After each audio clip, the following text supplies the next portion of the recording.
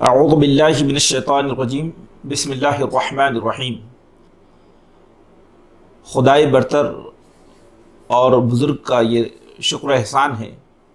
کہ آج ہم نے رمضان کی پہلی تراویح کا اہتمام کیا ہے، اور رمضان کی اس پہلی تراویح میں بالعموم قرآن مجید کا 100واں پارہ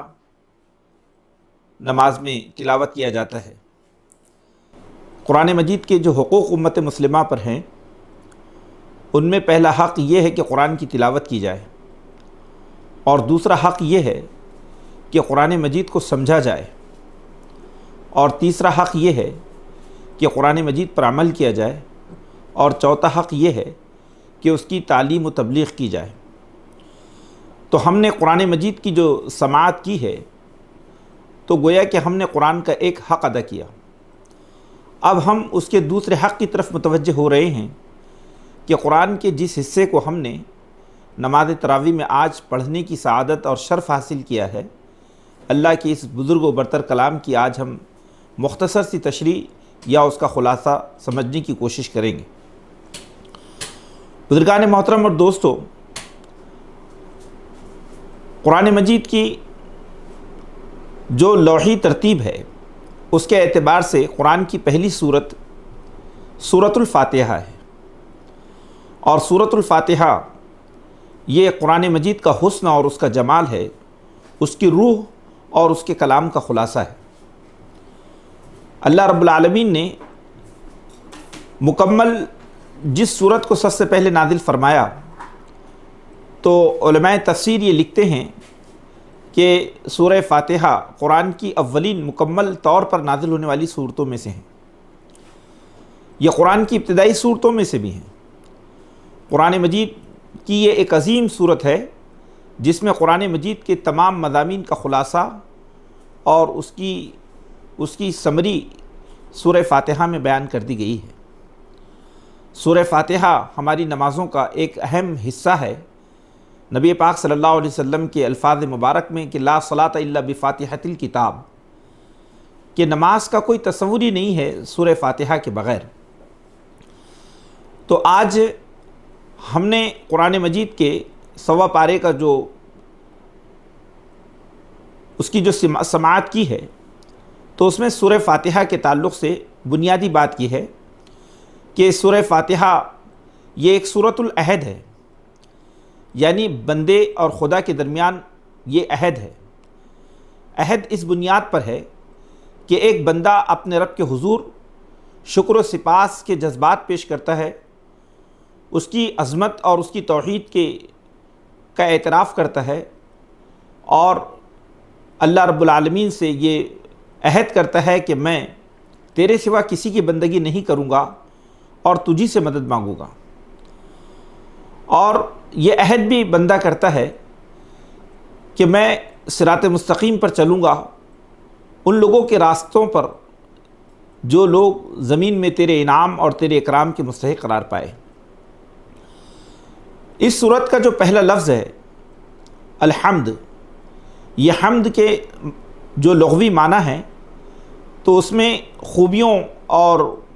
کمالات کا کمال،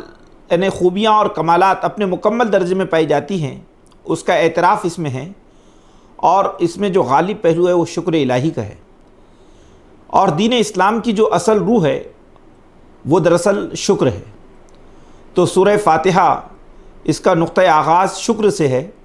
اور دین اسلام کا بھی نقطہ آغاز شکر الہی ہے۔ تو اللہ رب العالمین کا شکر ایک بندہ جس جذبہ تشکر کے ساتھ کرتا ہے اور جو کلمات اپنی زبان سے ادا کرتا ہے، تو اس میں سب سے پہلی چیز یہ ہے کہ وہ اللہ رب العالمین کی جو ذات ہے وہ اس پوری کائنات کی پروردگار ہے، اس کو پالنے والی ہے، اور اس پوری کائنات کے اندر جو رحمت کے سرچشمے، جو رحمت جاری ہے، رحمت کا جو بحر بے کراں موجزن ہیں،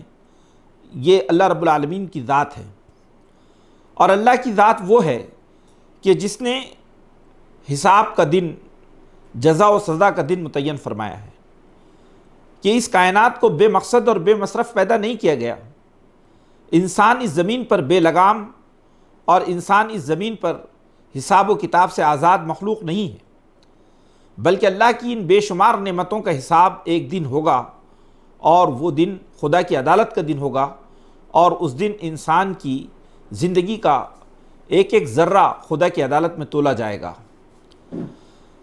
پھر اللہ رب العالمین نے اس میں توحید کی تعلیم دی ہے، اور بندے کی زبان سے یہ اقرار و اعتراف کروایا ہے کہ اے اللہ ہم تیری عبادت کرتے ہیں اور تجھی سے مدد مانگتے ہیں۔ گویا کہ اللہ کے سوا کسی کی غلامی نہیں، اللہ کے سوا کسی کی بندگی نہیں، اور اللہ کے سوا کسی کے سامنے ہم جھکیں گے نہیں، اللہ کی اطاعت اور اللہ کی فرما برداری میں زندگی گزاریں گے، اور زندگی میں ہم جب مانگیں گے تو صرف خدا سے مانگیں گے، اللہ ہی سے مدد طلب کریں گے۔ اللہ ہی دراصل اس کائنات میں حاجت روا ہے، مشکل کشا ہے، مجیب الدعوات ہے، اس کے سوا کوئی دعاؤں کو قبول کرنے والا نہیں ہے۔ تو گویا کہ یہ جو صورت ہے یہ حمد الہی اور اللہ کی عظمت اور اس کی صفات کو بیان کرتی ہے، اور ایک بندے کو خدا کے سامنے مانگنے کا سلیقہ سکھاتی ہے، اور توحید کی عظمتوں سے اس کے دل کو بھر دیتی ہے۔ پھر اس صورت میں اللہ رب العالمین نے بنیادی طور پر ایک بندے کو یہ دعا سکھائی ہے کہ وہ صراط مستقیم پر، سیدھے راستے پر، حق اور انصاف کے راہ پر چلنے کی اللہ سے دعا مانگے۔ اب یہ سیدھا راستہ کون سا ہے؟ یہ سیدھا راستہ اللہ تعالیٰ فرماتا ہے کہ یہ انعام یافتہ لوگ خدا کی کتاب میں وہ لوگ ہیں جو 4 صفات کے حامل ہیں، یا 4 عظیم کرداروں کے حامل جو شخصیات ہیں وہ خدا کی انعام یافتہ شخصیات ہیں، جس کا ذکر سورہ نساء میں ہے کہ انعم اللہ علیہم من النبیین والصدیقین والشہداء والصالحین وحسن اولئک رفیقا، کہ اللہ رب العالمین نے اپنا انعام فرمایا نبیوں پر، صدیقوں پر، شہداء پر اور صالحین پر۔ تو یہ انسانی تاریخ کے یہ جو 4 طبقات ہیں یہ دراصل کسی انسان کے لیے صراط مستقیم کے نقوش فراہم کرتے ہیں۔ پھر اللہ تعالیٰ نے دوسری جو بات ارشاد فرمائی ہے کہ ایک بندہ مغضوب علیہم قوموں سے پناہ مانگے، ایسی قومیں جو خدا کے غضب کا شکار بنی، یا وہ قومیں جو راہ راست سے بھٹک گئی، ہدایت پانے کے باوجود بدعات اور خرافات کا شکار ہو گئیں، غلو اور مبالغہ انہوں نے اپنے عقیدے میں کیا۔ تو اس میں قرآن مجید نے یہ بات ارشاد فرمائی کہ یہ قومیں جو خدا کی غضب کا شکار بنی ہیں، یہ قوم یہود ہیں، اور بھی دیگر قومیں ہیں جو خدا کے غضب کا شکار بنی ہیں، اور ان کی تفصیلات پورے قرآن میں موجود ہیں۔ اور وہ قومیں جو دین پانے کے باوجود بھی گمراہی کا شکار ہو گئی، بدعات و خرافات میں مبتلا ہو گئی، انہوں نے دین میں کجی اور دین میں جو ہے ایک طرح سے غلو کا راستہ اختیار کیا، تو یہ نصارہ ہے جنہوں نے اللہ کے پیغمبر کو اللہ کا بیٹا بنا لیا، نعوذ باللہ من ذالک۔ تو بزرگان محترم اور دوستو، یہ سورہ فاتحہ کی جو مختصر سی تفسیر میں نے آپ کے سامنے پیش کی ہے، یہ اس لیے بہت ضروری ہے کہ روزانہ نماز میں ہم تقریباً 45 سے زیادہ مواقع پر یہ سورہ فاتحہ پڑھتے ہیں، تو ہمیں یہ معلوم ہونا چاہیے کہ سورہ فاتحہ یہ قرآن مجید کی عظیم الشان صورت ہے، اور اس کے مضامین و مفاہیم اور مطالب ہمیشہ ہمارے ذہن اور ہمارے دل پر مستحضر ہونا چاہیے۔ اللہ سے دعا ہے کہ اللہ ہمیں صراط مستقیم پر چلنے کی توفیق عطا فرمائے۔ اس کے بعد میں جو سورہ بقرہ شروع ہوتی ہیں، یہ سورہ بقرہ مدنی صورت ہے، اور سورہ بقرہ ایک طویل صورت ہے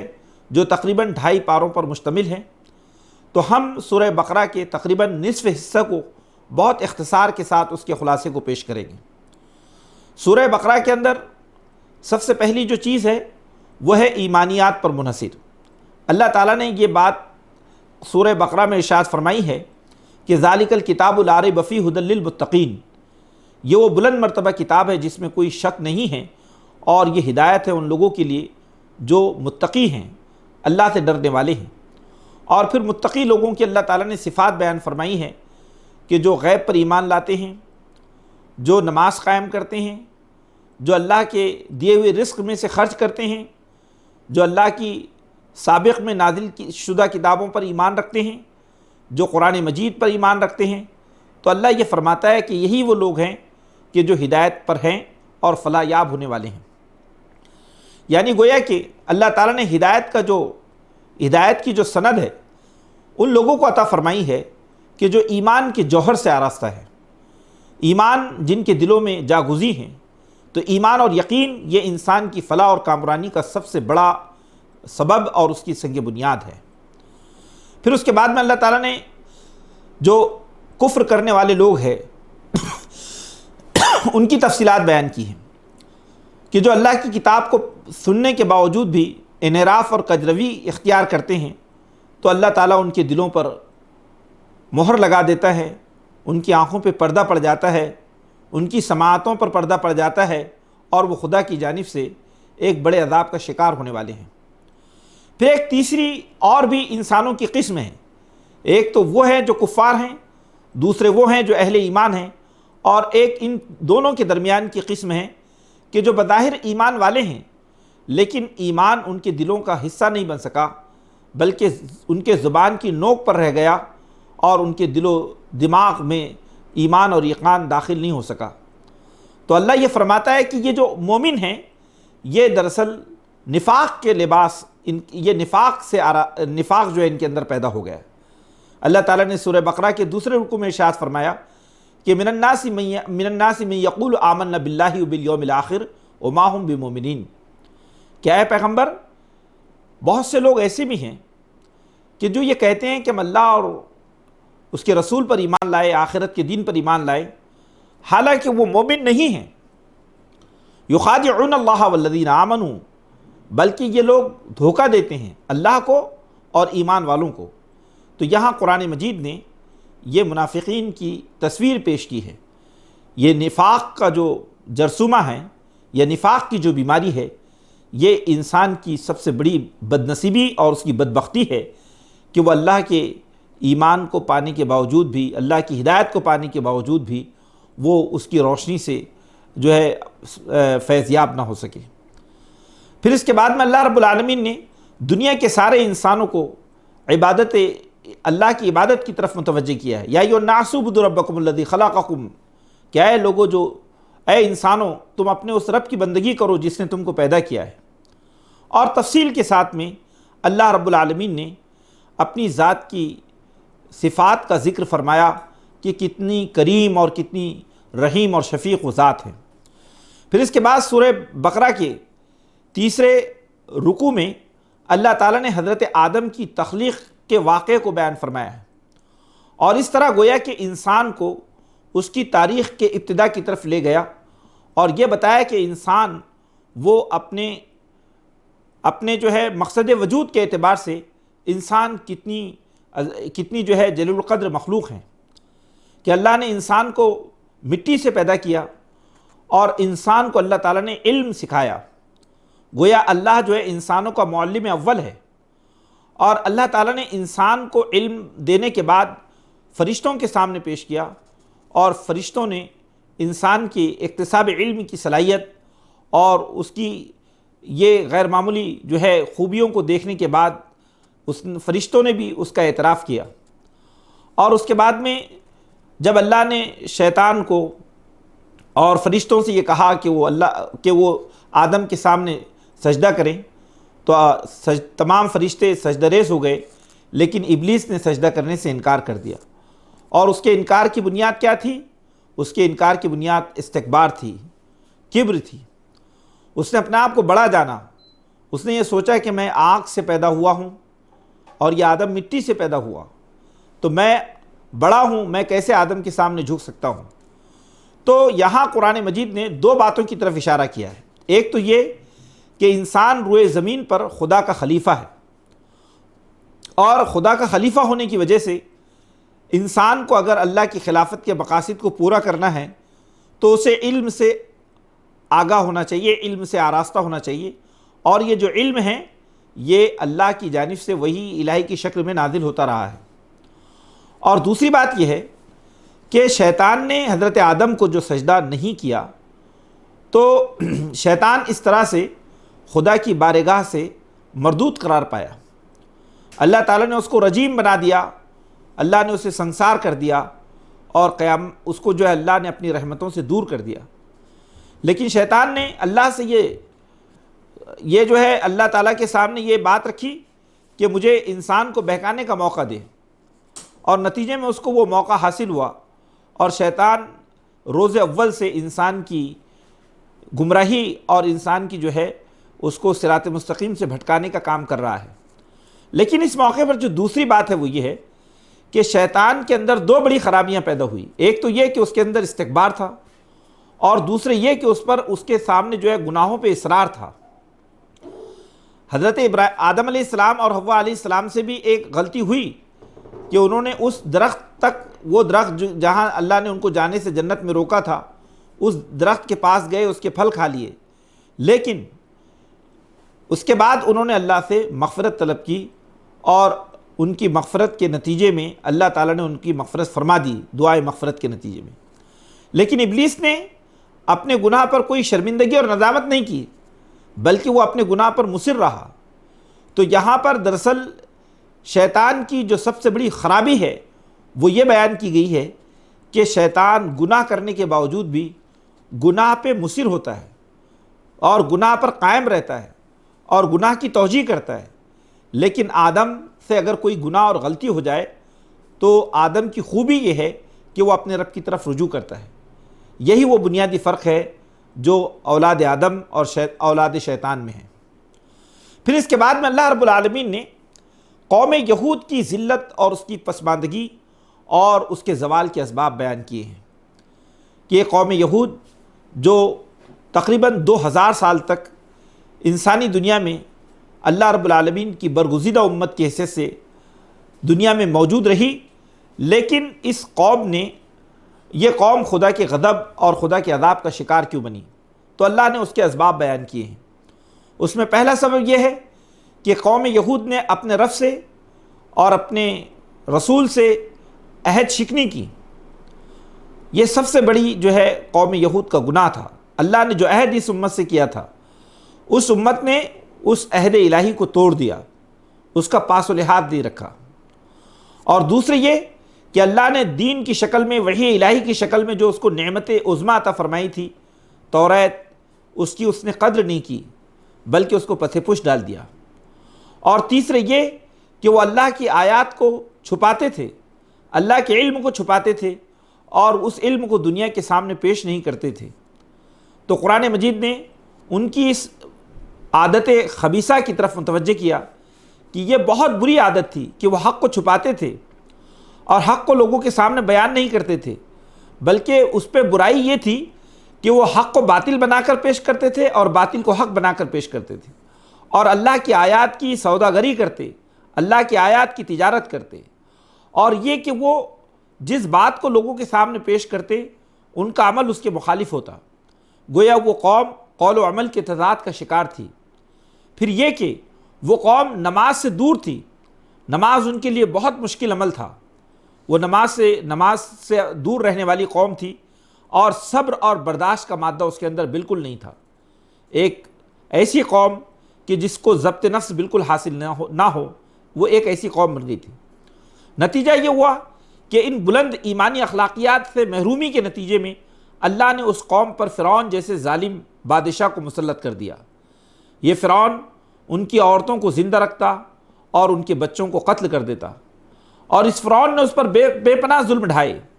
پھر اللہ تعالیٰ نے اس قوم کی ہدایت کے لیے حضرت موسیٰ علیہ السلام کو بھیجا۔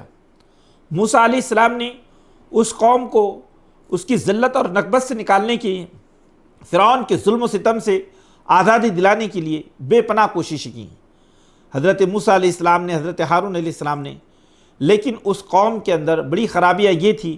کہ وہ قوم کسی بھی بات کو آسانی سے تسلیم نہیں کرتی، بلکہ بے شمار سوالات کرتی، اور اتنے سوالات کرتی کہ وہ حکم الہی پر عمل کرنا نہ چاہتی۔ تو قرآن مجید نے اس سورے میں بقرہ کا واقعہ بیان کیا، گائے کا واقعہ، کہ انہوں نے بچڑے کو خدا بنا لیا تھا، اور بچڑے کو جب خدا بنا لیا، سامری نے ان کو ایک سازش کا شکار بنایا قوم یہود کو۔ جب حضرت موسیٰ علیہ السلام جو ہے اللہ تعالیٰ سے وادی سینا میں اللہ تعالیٰ سے جو ہے توریت کی تختیاں لینے کے لیے گئے، کتاب مقدس کے احکامات لینے کے لیے گئے 30 دن اور 40 دن کے ایک پورے دورے پر، تو اس دوران سامری نے پوری قوم کو شرک کی طرف لے جانے کی کوشش کی، اور اس نے اس قوم کو بچھڑے کے ذریعے جو ہے اس کے اندر جس کو ہم کہہ سکتے ہیں کہ گائے کی پرستش کا ایک ان کے اندر ایک بہت بڑی برائی پیدا کرنے کی کوشش کی۔ جب حضرت موسیٰ علیہ السلام واپس آئے، انہوں نے قوم کو اس حال میں دیکھا، اس کے بعد میں اللہ تعالیٰ نے ان سے کہا کہ ان سے کہو کہ یہ بقرہ ذبح کریں۔ لیکن بقرہ کا معاملہ یہ تھا کہ جب ان سے یہ کہا گیا کہ وہ شرک کی اس خباثت سے بچنے کے لیے وہ یہ کام کرے یا اسے اس کے نفرت کے اظہار کے لیے، تو انہوں نے 1000 قسم کے سوالات اس میں کھڑے کیے جو قرآن نے اس کے اندر اس کا ذکر کیا ہے۔ پھر اس کے بعد میں ان کی خرابیوں میں سے ایک خرابی یہ تھی کہ وہ قوم کے دل بہت سخت ہو گئے تھے، ان کے دل پتھروں سے بھی زیادہ شدید تھے، وہ اللہ کی آیات میں تحریف کرتے، اس کی غلط تعویل کرتے، وہ کلام کا وہ معنی بیان کرتے جو معنی کلام کا مقصود و مطلوب نہیں ہوتا، اور پھر یہ کہ وہ قوم ایک ایسے عقیدے کا شکار بن گئی تھی کہ ہمیں جہنم کی آگ چھو نہیں سکتی، ہم پیغمبروں کی اولاد ہے، آتش دوزخ ہمارا مقدر نہیں ہے، ہم چاہے جتنے گناہ کر لیں لن تمسنا النار ایاما معدودہ، یہ جہنم کی آگ چند لمحوں کے لیے ہمیں چھوئے گی، اس کے بعد ہم جہنم میں رہنے والے نہیں ہیں۔ پھر یہ کہ اللہ تعالیٰ نے ان کی سماجی جو زندگی ہے، اس سماجی زندگی کے اندر جو ان کی اخلاقی خرابیاں تھیں وہ یہ کہ خدا کی ذات میں شرک کرنا، والدین کے ساتھ میں غلط سلوک کرنا، والدین کی احسان فراموشی، بھائیوں کے درمیان قطع رحمی، ان کو ان کے حقوق سے محروم کر دینا، اور اسی طرح سے اللہ کی آیات پر کچھ دین کے کچھ احکامات کو ماننا اور کچھ احکامات کو نہ ماننا، یعنی دین کے کچھ حصے پر جو ان کے جو مفید وہ جس کو فائدہ مند سمجھیں اس پر عمل کرتے، اور جس دین کے حصے میں ان کے لیے قربانیاں دینی ہوتی اس کو چھوڑ دیتے۔ تو قرآن نے کہا کہ دین کے تعلق سے ان کی یہ جو دوہرا پیمانہ تھا، قرآن نے اس کو کہا کہ اس کے نتیجے میں یہ دراصل دنیا اور آخرت دونوں کے عذاب کے شکار بنے ہیں۔ ایک بہت بڑا جرم تھا ان کا کہ انہوں نے دین کے حصے بکھرے کر لیے تھے، دین کو بانٹ دیا تھا۔ پھر اس کے بعد میں قرآن مجید نے یہ تفصیل کے ساتھ بیان کیا کہ یہ جو قوم تھی یہ دنیا کی حریص قوم تھی، یہ دنیا میں بہت جینا چاہتی تھی، موت سے اس کو تنفر تھا، یہ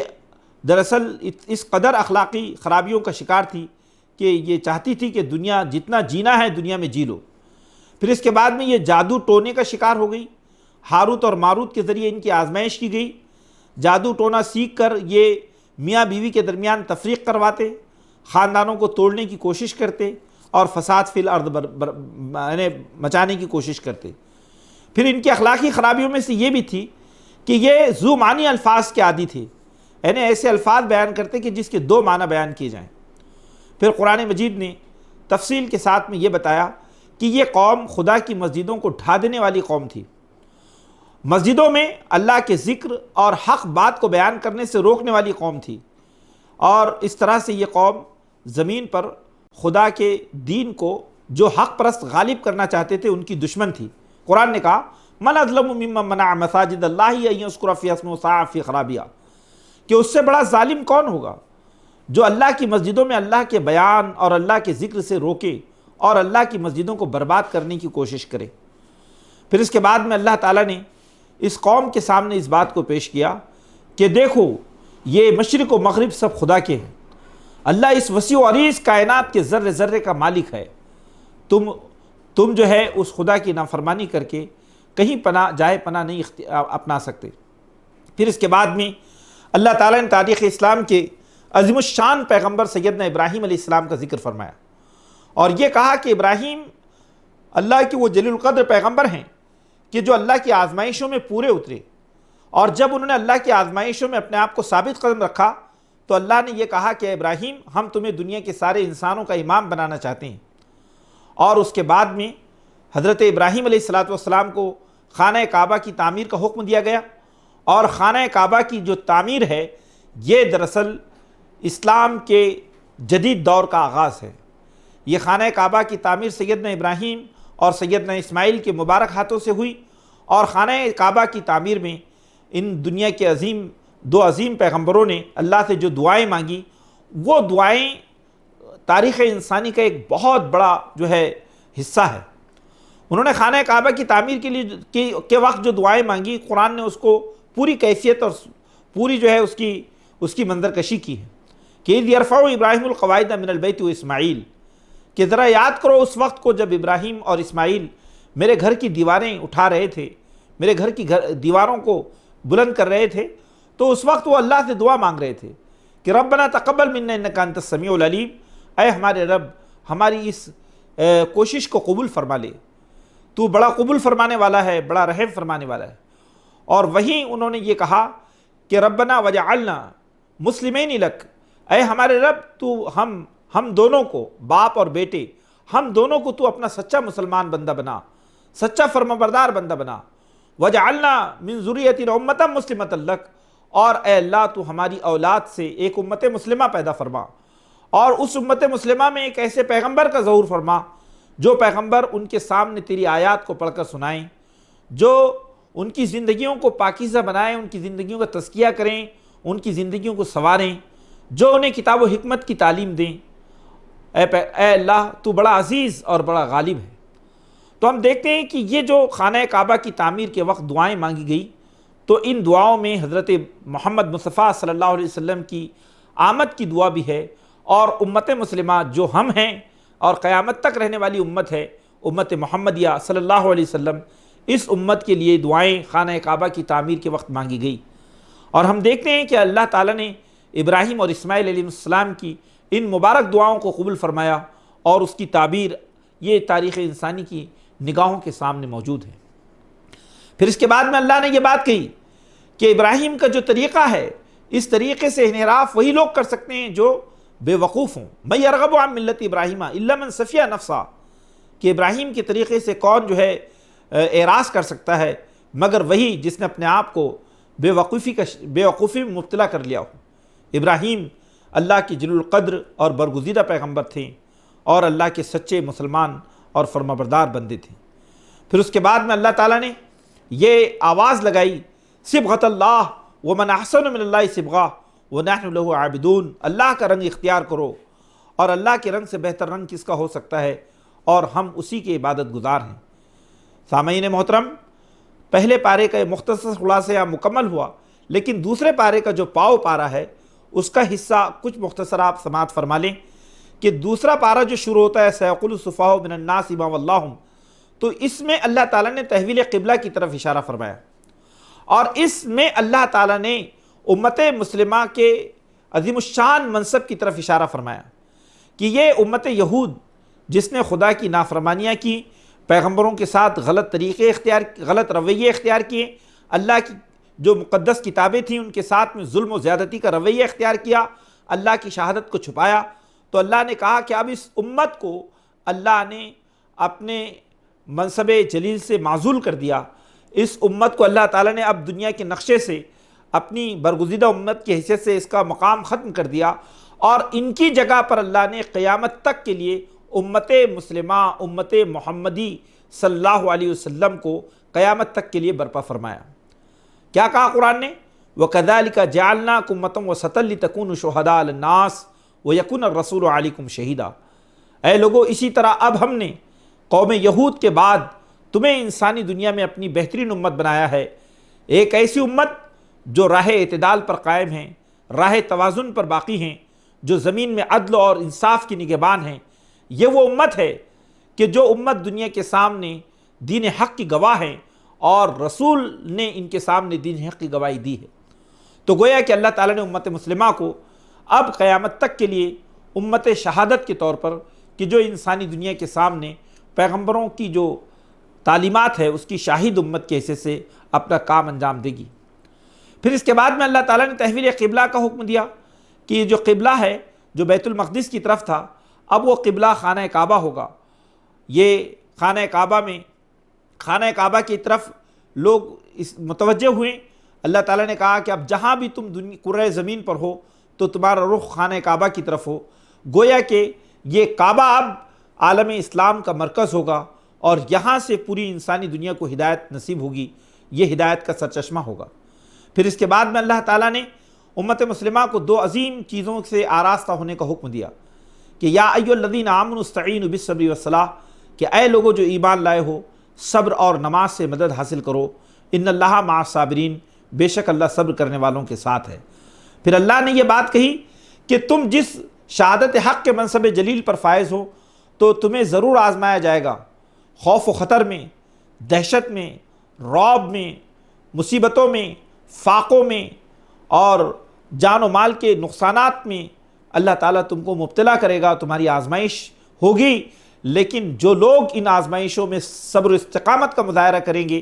اور اپنی جانوں اور مالوں کے نقصانات پر پکار اٹھیں گے کہ انا للہ و انا الیہ راجعون، کہ ہم اللہ ہی کے ہیں اور ہم کو پلٹ کر اللہ ہی کی طرف جانا ہے، تو پھر اللہ نے کہا کہ ہم ایسی امت پر اپنے انعامات کی بارش کریں گے، اپنی رحمتوں کا نزول کریں گے اور یہ امت خدا کی رحمتوں کی مستحق قرار پائے گی۔ پھر اللہ تعالیٰ نے اس سورہ میں صفا و مروہ کا ذکر فرمایا اور یہ کہا کہ یہ جو صفا و مروہ کی سعی کرے، اور حج کا اور عمرے کا حکم اسی سورہ میں آیا ہے۔ پھر اس کے بعد میں اللہ رب العالمین نے یہ بات ارشاد فرمائی کہ اے پیغمبر، اب جس امت کو اس کتاب کا امین بنایا گیا ہے، اگر کوئی امت اللہ کی کتاب ہدایت کو پا کر اس کو دنیا کے سامنے پیش نہ کریں تو وہ دنیا کی ملعون امت ہے، لعنت کی مستحق امت ہے، اس پر اللہ لعنت کرتا ہے، اللہ کے فرشتے لعنت کرتے ہیں اور دنیا کی ساری قومیں اس امت پر لعنت کرتی ہیں جو قومیں خدا کی ہدایت کو چھپا کر رکھتی ہیں۔ ان الذین یکتمون ما انزلنا من البینات والہدی من بعد ما بیناہ للناس فی الکتاب اولئک یلعنہم اللہ ویلعنہم اللاعنون، کہ بے شک وہ لوگ جو ہماری نازل کردہ ہدایات کو چھپا کر رکھتے ہیں، یہ وہ لوگ ہیں کہ جو اللہ کے اس پیغام کو چھپانے کی پاداش میں اللہ کی لعنت، فرشتوں کی لعنت، دنیا کے سارے انسانوں کی لعنت کے مستحق قرار پاتے ہیں۔ تو گویا کہ دعوت دین اور شہادت حق سے جو ہے اس سے انحراف یا اس سے غفلت کی جو سزا ہے خدا کے یہاں بہت بڑی سزا ہے۔ پھر اس کے بعد میں اللہ رب العالمین نے حلال اور طیب چیزوں کو کھانے کا حکم دیا اور اللہ تعالیٰ نے اپنی توحید کے عظیم الشان جو ہے اس کے تقاضوں کو پیش کیا اور یہ بتایا کہ یہ پوری کائنات اللہ کی توحید اور اس کی عظمت کی اس کی ترجمان ہیں اور کائنات کے ذرے ذرے سے خدا کی توحید کے جلوے اجاگر ہو رہے ہیں، پیش ہو رہے ہیں۔ تو بزرگان محترم، ہم نے گویا کہ پورا تقریباً قرآن مجید کا 1.25 پارہ بہت اختصار کے ساتھ اس کا خلاصہ جو ہے پیش کیا ہے۔ حالانکہ صحیح بات تو یہ ہے کہ قرآن مجید کی ایک ایک آیت وہ اس درجہ عظمت اور اس درجہ جو ہے مرتبہ و مقام رکھتی ہے کہ اس میں پوری زندگی بھی اگر ہم غور و فکر کریں تو ہم اس کا حق ادا نہیں کر سکتے۔ لیکن یہ چند لمحوں میں اور چند منٹوں میں ہم نے جو قرآن مجید کا ابھی حصہ سماعت کیا ہے، اللہ نے کم از کم اس کے کچھ حصے کو ہم کو سمجھنے کی جو ہے توفیق اور سعادت بخشی ہے۔ اللہ سے دعا ہے کہ اللہ ہم سب کو عمل کی توفیق عطا فرمائے، ہماری کمزوریوں سے درگزر فرمائے، ہمارے لیے آسانیاں پیدا فرمائے۔ رمضان کی ان مبارک ساعتوں میں پروردگار ہماری مغفرت کے فیصلے فرمائیں اور اس مہینے کو پوری انسانیت کے لیے رحمت کا موجب بنا دے۔ آمین یا رب العالمین، وآخر دعوانا الحمدللہ رب العالمین۔